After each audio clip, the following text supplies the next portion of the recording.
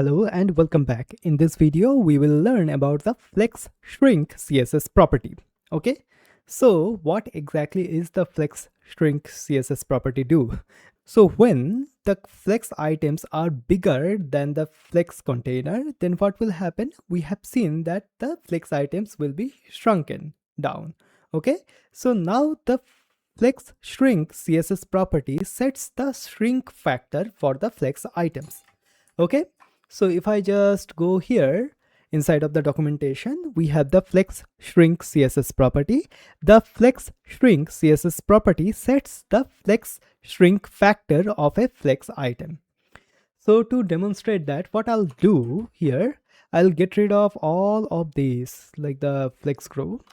Okay, and then I'll get rid of this as well.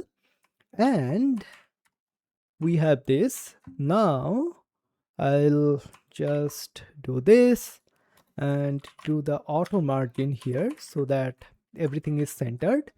Now what I'll do, I will set the width of all of this to 500 pixel, all of the boxes. Hit save.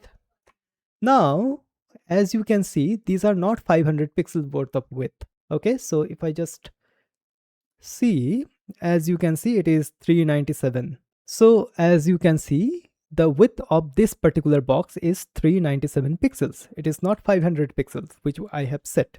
Okay.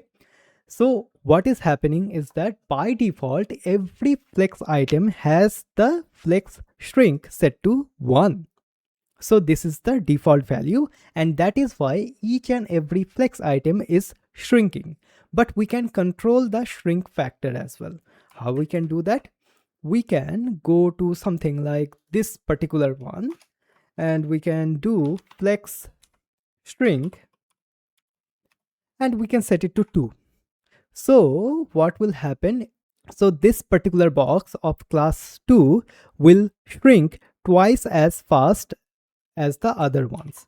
So if I just save that, and now if I just make these ones, okay, so what is happening here? We have all of this particular width, right?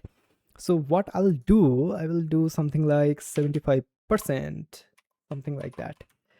So in that way, this box will be responsive. Yes.